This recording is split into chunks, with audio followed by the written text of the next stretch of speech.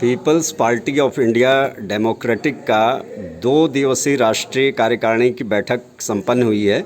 हमारे साथ आज जुड़े हुए हैं पार्टी के राष्ट्रीय अध्यक्ष बी.डी. बोरकर साहब।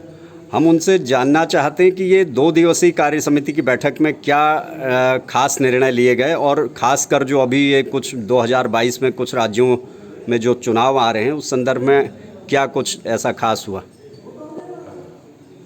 देखिए, ये मीटिंग स्पेशली इसी पर्पज़ से लिए बुलाई गई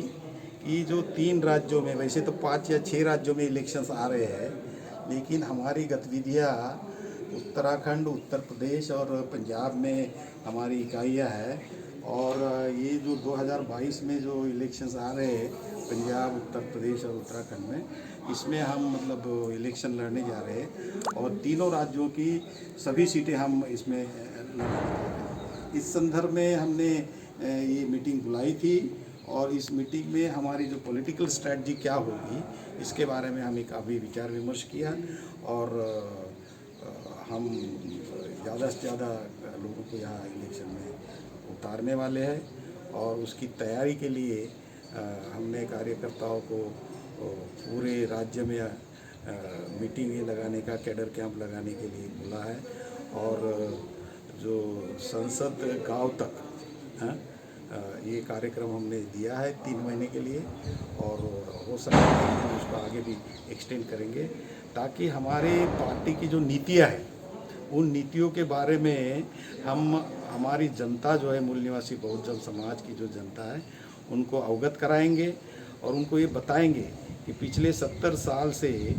कांग्रेस हो, बीजेपी हो या अकाली दल हो, इन्होंने मूल निवासी बहुजन समाज की जो समस्याएं हैं वो तो हल तो की ही नहीं, लेकिन आज उनकी हालत बद से बदतर हो रही है। तो जब तक इस देश में और इन तीनों राज्यों में मूल निवासी बहुजन समाज के पार्टी, जिसे हम People's Party of India Democratic कहते हैं, जब तक ये पार्टी सत्ता में नहीं आएगी इन राज्यों में या पूरे देश में, तब तक हमारे समाज की जो समस्याएं हैं वो सही मायने में हल नहीं होगी। और यही बात बाबा साहब ने कहा है। बाबा साहब ने ये क्लियरली कहा है कि जब तक हमारा समाज सत्ता में नहीं आएगा, जिन लोगों ने सत्ता अपने हाथ में ब्रिटिशर्स जाने के बाद अपने हाथ में ली है, वो वही लोग हैं जो पहले इस देश में राज करते थे ब्रिटिश आने के पहले। तो वो ही लोगों के हाथ में सत्ता चली गई और इसलिए वो हमारे लोगों के साथ जो व्यवहार है वो व्यवहार वैसा ही है जो पहले करते थे। तो इसलिए बाबा साहब का ये कहना था कि जो शेड्यूल कास्ट के लोग हैं और जो अदर बैकवर्ड क्लासेस के जो लोग हैं, जब तक ये इकट्ठा नहीं आते और अपना पॉलिटिकल फ्रंट इंडिपेंडेंट खड़ा नहीं करते, तब तक इनकी सत्ता नहीं आती। तो People's Party of India Democratic ने पिछले 4 साल से ये कॉन्शियस एफर्ट्स किए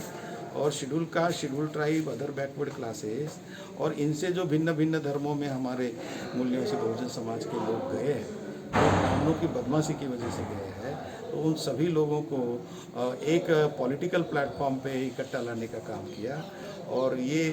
एक मजबूत यहाँ के मूल निवासी बहुजन समाज के लोगों का पॉलिटिकल प्लेटफॉर्म है और इसके माध्यम से हम डेफिनेटली आने वाले ये तीनों राज्यों में अपना प्रेजेंस,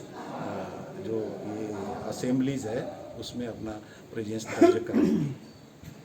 ठीक है, धन्यवाद सर।